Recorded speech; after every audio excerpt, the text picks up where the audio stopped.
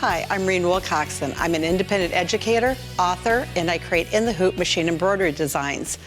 I've created this pillow right here that has a little couch bird on it. It's made completely in the hoop. I'm going to show you how to do that today.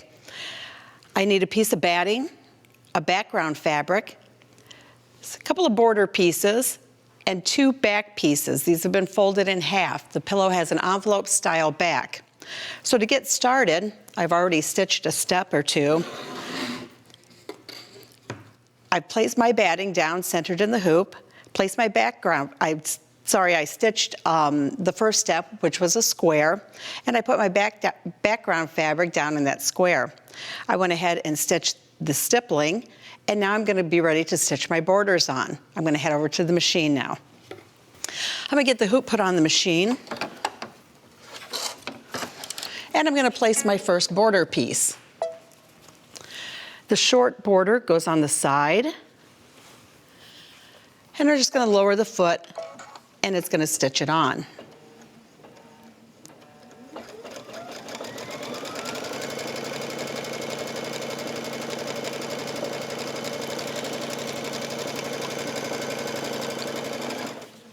The second border is placed the same way. It's placed right side down along the edge of the fabric on the opposite side. I'm going to lower the foot and get this border piece stitched on.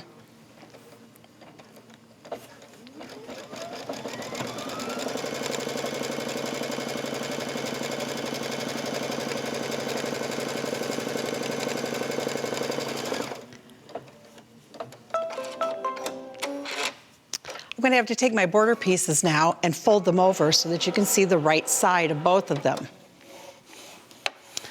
If I had an iron, I would press them. Now I'm going to take one of my longer border pieces and lay it right side down along the top edge and lower the foot and stitch the next step.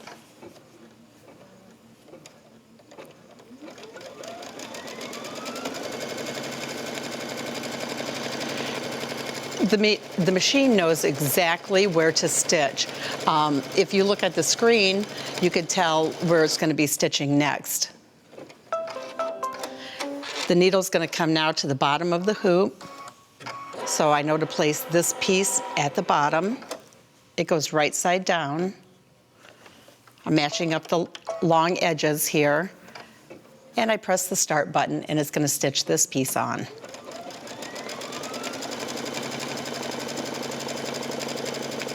After it gets stitched on, then I have to fold these 2 long pieces out so that you see the right sides of the fabric.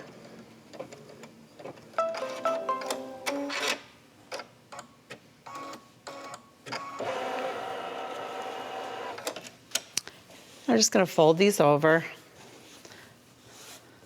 just like this. And the next step will actually stitch quilting all around the design. I'll go ahead and start it. If you can see the screen, you can see that it's going to stitch a square within a square of a lot of pretty quilting. I'm not really going to take the time to do all of the quilting here, so I'm going to go ahead and stop the machine because I have one already done. I'll just set this aside, cut my thread. And here's the one that I've already done that has all of the quilting on it. I'm going to set the machine up now for couching to stitch the little bird. I've set the machine up for couching now. I've taken some wool worsted yarn. I've threaded it through the threader, down through the attachment on the side, and through the couching foot. I've also threaded the yarn through the hole in the couching foot. I've brought my design up, the little bird, and I'm ready to stitch it. The machine has been threaded normally, and all you want to do is leave a long tail and make sure that the yarn flows freely.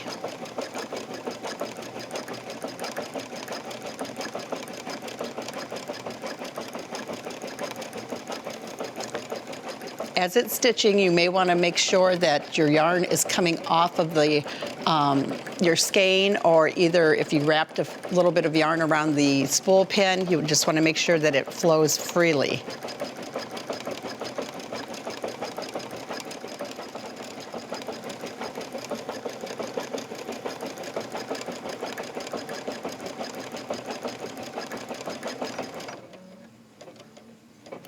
All right, the design is done now.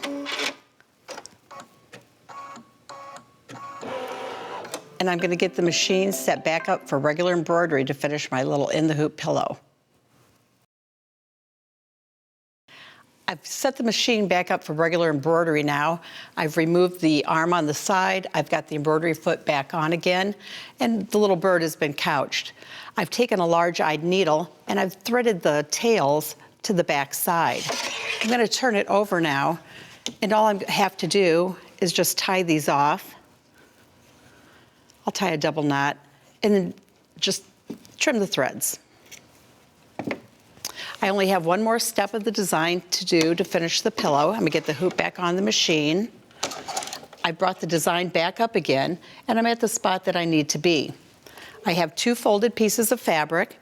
These are gonna make the envelope style back. I'm gonna place one of them with the fold going towards the center, and I'm gonna place the other one so that that fold goes towards the center. Both the folds are overlapping. And I'm ready to stitch the last step. It's going to stitch completely around the design in a square. And then we'll be ready to take it off and trim it.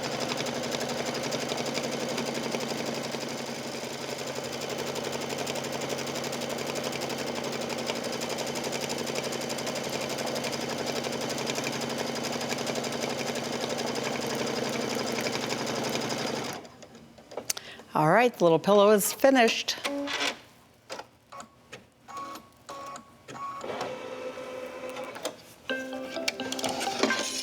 going to go over to the table and trim it up for you. So I'm just going to take it out of the hoop, and I'm going to be ready to trim. Got one here on the mat. All I'm going to do is trim a 1/4 inch all the way around from the stitching on all sides.